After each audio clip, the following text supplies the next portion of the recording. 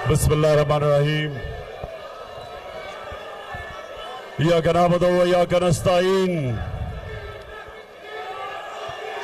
मैं आप सबका इस शानदार इस्तकबाल का दिल से शुक्रिया अदा करता हूं अपने ताजरों का। बहुत बहुत शुक्रिया, बहुत शुक्रिया, शुक्रिया।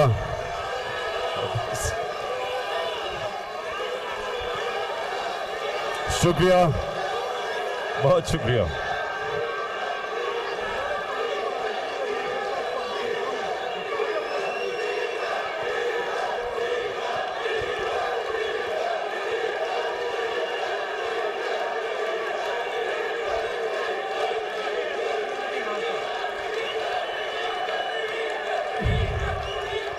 ये लगता है कि ताजरों के लिए भी डीजल महंगा हो गया है। अच्छा, मैं सबसे पहले बस बस बस बस बस सुन ले मेरी बात। दूर से आया हूं अपने ताजरों से बात करने के लिए, और ताजर,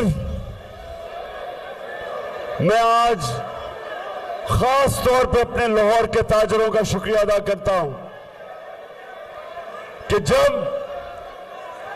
शौकत खानम के लिए मैंने पैसे इकट्ठे करने थे तो मेरे लाहौर के ताजर और स्कूल के बच्चों ने मेरी मदद की। मैं कभी ये भूलूंगा नहीं। बहुत बहुत शुक्रिया आपका। अच्छा, माशाल्लाह बड़ा जुनून है मेरे ताजरों में, माशाल्लाह। अच्छा, मैं भी शुक्रिया।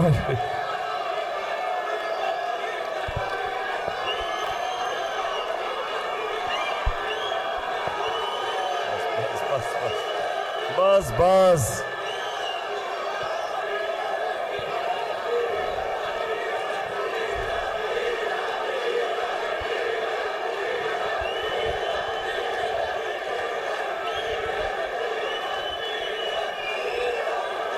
लगता है कि मेरे ताजरों को फजल रहमान से खास प्यार है।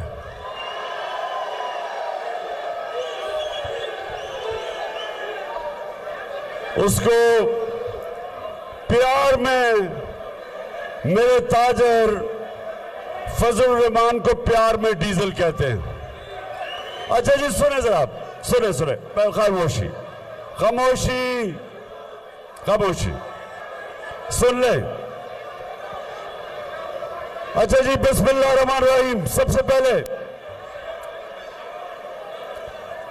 मैं आज अपने ताजरों को जो खास पैगाम देना चाहता हूं कि मैं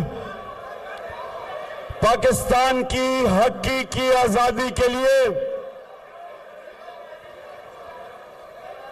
मैं मैदान में निकला हूं और सारे पाकिस्तान में निकला हूं। मुझे आपकी जरूरत है, आपने मेरे साथ खड़ा होना है।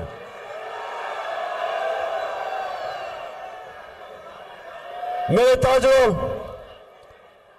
आप जब भी कोई मुल्क पे मुश्किल आती है, सबसे पहले हमारी ताजरों की बरादरी सामने आती है मुल्क की मदद करने के लिए।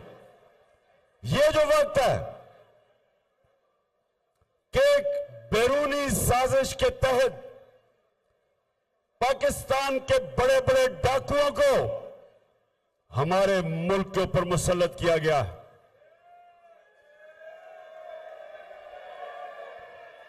इसकी कोई मिसाल नहीं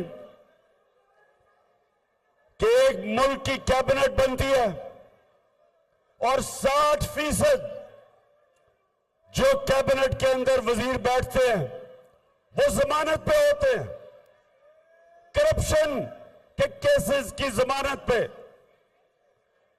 और इसकी भी कोई मिसाल नहीं कि एक मुल्क के अंदर एक असेंबली जो कि लोटों को साथ मिला के जमीन खरीद के 20-25 करोड़ रुपया दे के एक हुकूमत को गिराते हैं और एक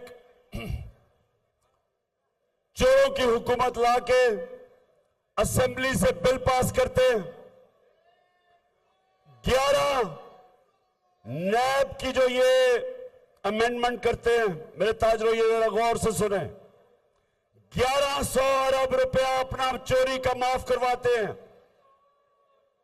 पहले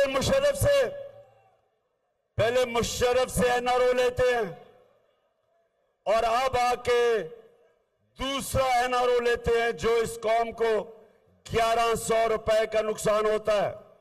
कौम की करप्शन का पैसा 10 साल ये मुशर्रफ एनआरओ देता है, सारे केसेस खत्म।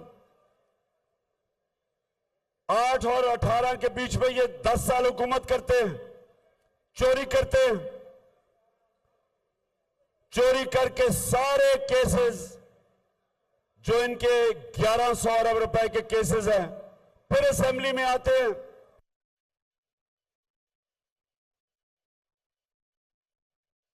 आपको बताएं कि चेयरमैन तहरीक इंसाफ इमरान खान का ताजिर कन्वेंशन से इस वक्त खिताब जारी है और उनका कहना है कि खास तौर पर लाहौर के ताजरों का शुक्रिया अदा करता हूं। जब शौकत खानम हॉस्पिटल की फंड रेजिंग के लिए ताजरों ने भरपूर मदद की, पाकिस्तान की हकीकी आज़ादी के लिए मैदान में निकला हूं। बैरूनी साजिश के तहत बड़े बड़े डाकुओं को हम पर मुसल्लत किया गया।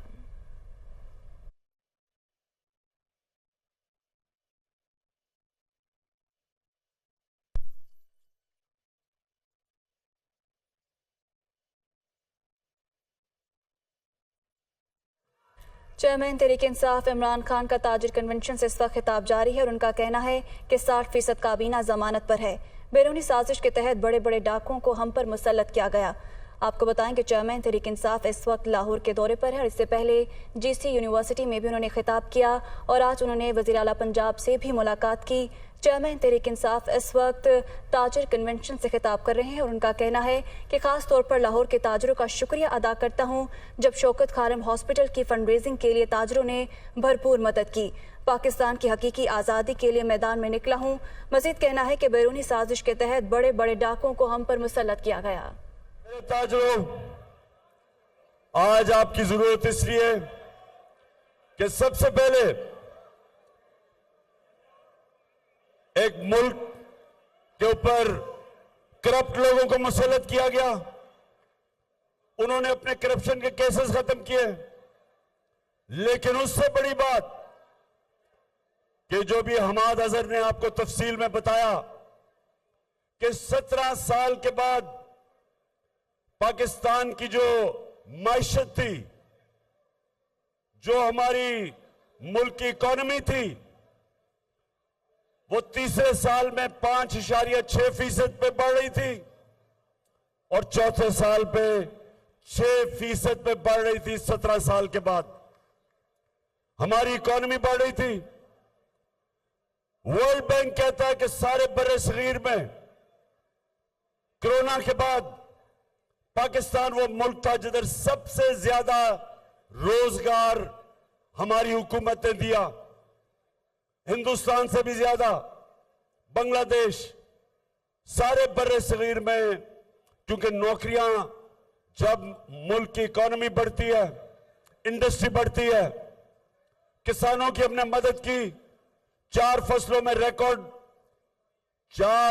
में रिकॉर्ड पैदावार। और ये पाकिस्तान की इकोनॉमिक सर्वे जो इस हुकूमत ने पब्लिश की थी, उसके मुताबिक कि ग्रोथ रेट भी ऊपर, इकोनॉमी 6% पे ऊपर, लार्ज स्केल मैन्युफैक्चरिंग इंडस्ट्री 11% पे ग्रो कर रही थी। हमारा टैक्स कलेक्शन पाकिस्तान की तारीख का रिकॉर्ड 6,100 अरब, पाकिस्तान की एक्सपोर्ट्स 32 अरब रिकॉर्ड। ओवरसीज पाकिस्तान की जो रेमिटेंसेस थी, जो डॉलर अंदर आ रहा था, 19 अरब से हम 31 अरब पे लेके गए, रिकॉर्ड।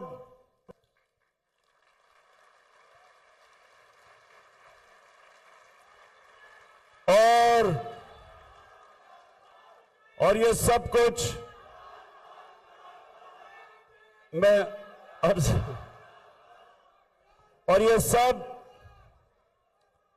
ये तब हो रहा था जब हमें इकोनॉमी मिली। जरा ये भी सुन लें। ये शहबाज शरीफ कहता है कि जी बारूदी सुरंगें छोड़ के गए, मिफ्ता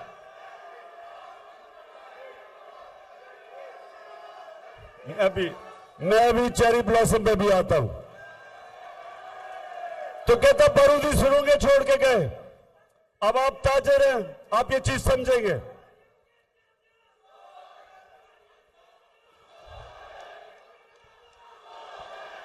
बस बस बस, अच्छा सुने,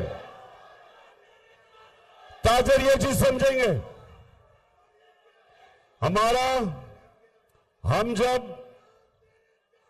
हमें जब हुकूमत मिली तो जो बैरूनी खसारा था, जिसको करंट अकाउंट डेफिसिट कहते हैं, 20 अरब डॉलर का, हमारी इनकी जो आमदनी थी, रेमिटेंसेस 19 अरब, एक्सपोर्ट्स 24 अरब, 43 अरब डॉलर आमदनी और 20 अरब डॉलर का खसारा छोड़ के गया।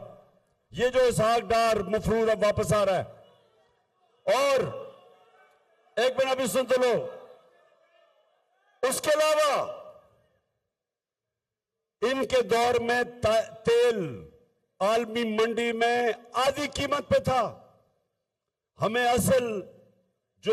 डॉलरों की कमी क्यों होती है? क्योंकि जब तेल दुगना हो गया तो हमारी इंपोर्ट बढ़ गई और उसकी वजह से हमारे पास जो करंट अकाउंट जो तो खसारे में चला जाता है।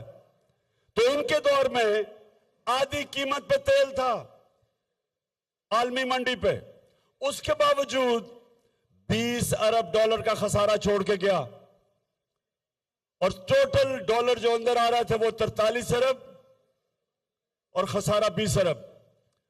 हम जब छोड़ के गए, जरा ये बड़ा जरूरी है समझना आपका कि ये तो इकोनॉमी की रिपोर्ट मैंने आपको दे दी, लेकिन हमारे दौर में डेफिसिट 16 अरब डॉलर का था, लेकिन हमारी आमदनी, इनकी आमदनी थी 43 अरब डॉलर, हमारी आमदनी थी 63 अरब डॉलर, 20 अरब डॉलर ज्यादा थी।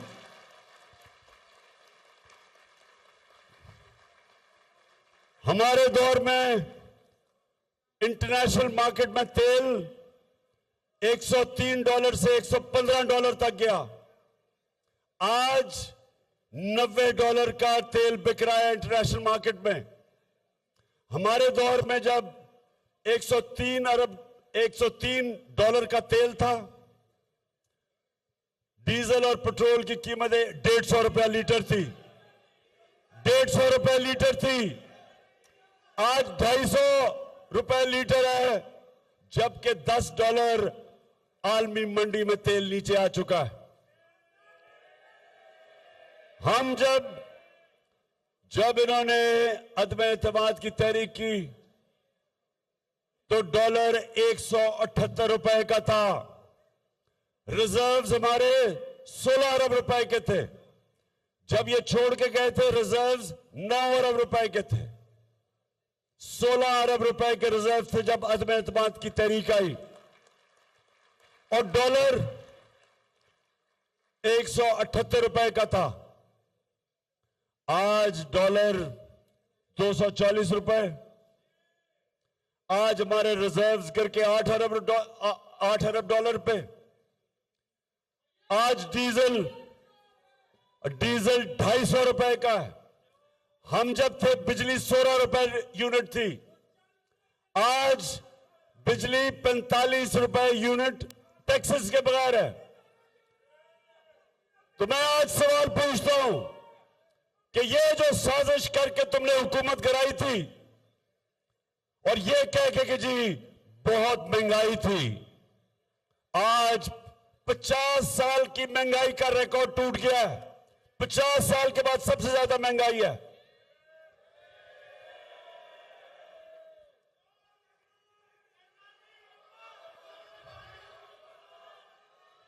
और आज आपने पता नहीं कितनों ने आपने देखा कि शहबाज शरीफ अभी न्यूयॉर्क में एक मिनट सुनो न्यूयॉर्क में एक इंटरव्यू दे रहा है, एक खातून को इंटरव्यू दे रहा है। अगर ये स्क्रीन होती मैं आपको वो दिखाता, आपको भी उतनी शर्म आनी थी जितनी मुझे आई। वो खातून इंटरव्यू कर रही है, उसे कहता मेरे ताजरों, उसे कहता खुदा के वास्ते हमें पैसा दे दो नहीं तो हम तबाह हो जाएंगे। वो एक एंकर थी, वो भी हक्की पक्की रह गई कि मुल्क का वजीर आजम मेरे से कह रहे कि पैसे दिलवा दो मुझे। शहबाज शरीफ वो गोरी चमड़ी से इतना वो खौफजदा है कि उसने एंकर से ही पैसे मांगने शुरू कर दिए। वो गोरा देखता है, उसको डॉलर नजर आने शुरू हो जाते हैं। उसने वो यूनाइटेड नेशंस का सेक्रेटरी जनरल वो एंटोनियो गुटरेस जो आया, जो यूएन का सेक्रेटरी जनरल, आपने पता नहीं वो देखा या नहीं, बाजू पकड़ लिया उसका, बाजू पकड़ लिया।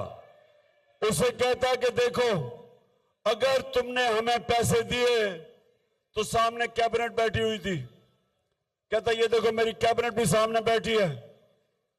मैं आपसे वादा करता हूं कि अगर आपने पैसे दिए तो हम चोरी नहीं करेंगे। तो मैं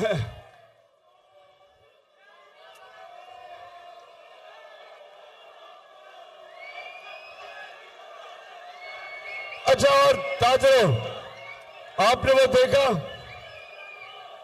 वो जो ऑडियो लीक आई है, वो जो शहबाज शरीफ की ऑडियो लीक निकलाई है, उसमें वो क्या कह रहा है? कहता है मरियम का जो दामाद है वो हिंदुस्तान से ये बिजली बनाने वाली मशीनरी मंगवा रहा है। तो उसे प्रिंसिपल सेक्रेटरी कहता है ये तो नाजायज है, हमने तो ट्रेड बंद की हुई है। क्योंकि मेरे जमाने में हमने हिंदुस्तान से इसलिए तजारत बंद की थी क्योंकि उन्होंने कश्मीरियों का हक था,